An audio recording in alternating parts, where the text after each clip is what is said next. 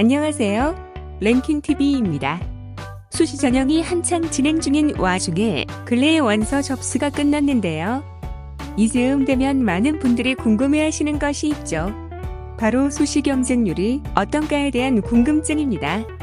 그 중에서도 특히나 최고 지성들이 모인다는 의대의 경쟁률은 초미의 관심사인데요.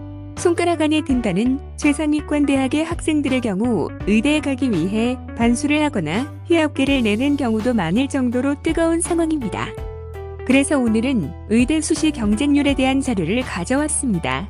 전반적인 의대 경쟁률과 전형 종류별 경쟁률 상위 대학은 어딘지 바로 확인해 보도록 할까요?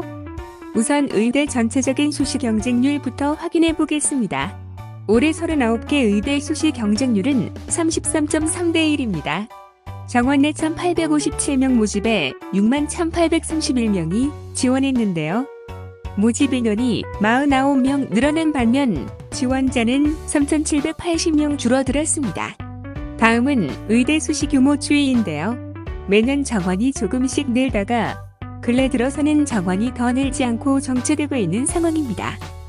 다음은 의대 지원자 수 추이입니다.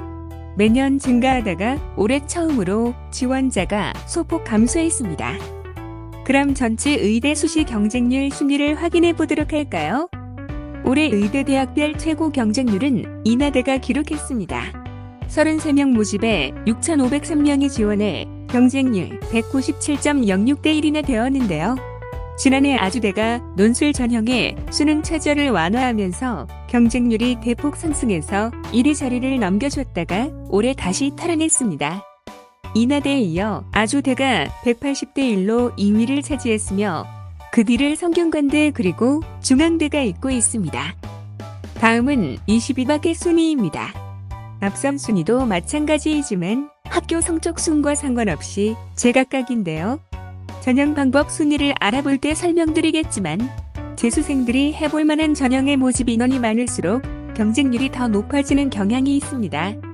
다음은 의대 수시 전형 중에 논술 전형 경쟁률에 대해 알아보겠습니다. 271.44대 1로 2022학년 252.5대 1보다 상승했는데요. 지원자가 3,049명 줄었지만 모집 인원 규모 자체가 21명 줄어들었던 영향이 컸습니다. 이렇게 논술 전형 경쟁률이 높은 이유는 반수생, 재수생 등 N수생들의 주요 타깃 전형이라는 점 때문인데요.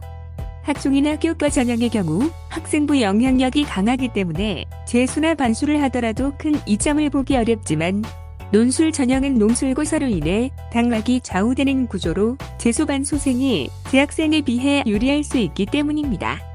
또한 수능, 수학과 탐 등에서 고득점을 받을 수 있는 수험생이라면 논술 준비가 인문계에 비해 수월하다고 느끼는 점도 한몫한다고 하네요.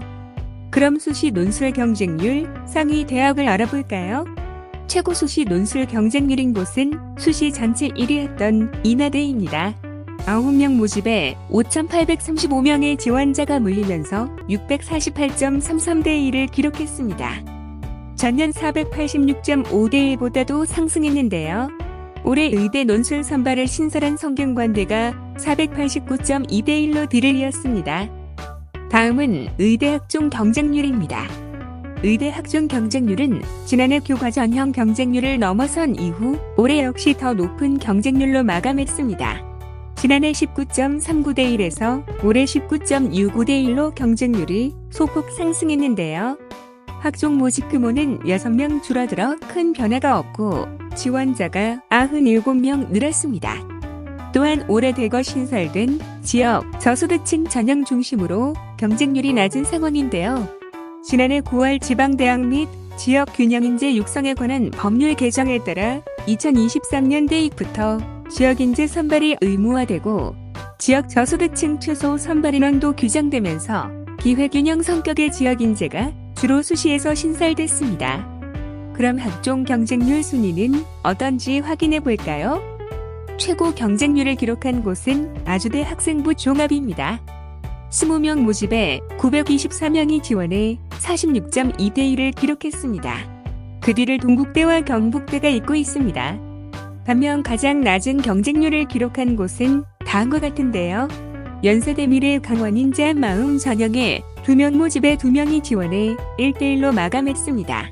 다음은 교과 전형 경쟁률입니다.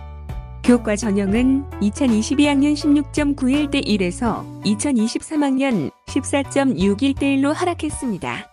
모집 인원이 76명 줄어들면서 경쟁률 하락 요인이 있었던 상황에서 지원자가 828명 줄었기 때문으로 풀이됩니다.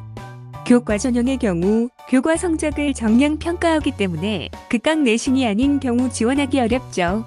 또한 교과 성적은 재수 반수를 통해 개선할 수 있는 전형 요소가 아니라는 점에서 재학생 때 교과 성적이 좋지 않아 교과 전형에 지원하지 않았거나 불합격한 경우 재차 지원하지 않은 경향이 있습니다.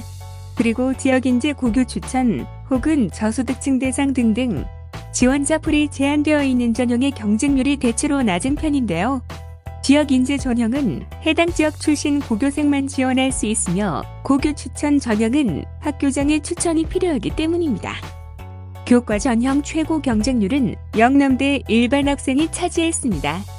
8명 모집에 364명이 지원해 45.5대 1의 경쟁률을 기록했는데요. 그 뒤를 건양대와 충북대가 잇고 있습니다. 반면 최저 경쟁률은 경북대 지역인재 기초 전형이 기록했는데요.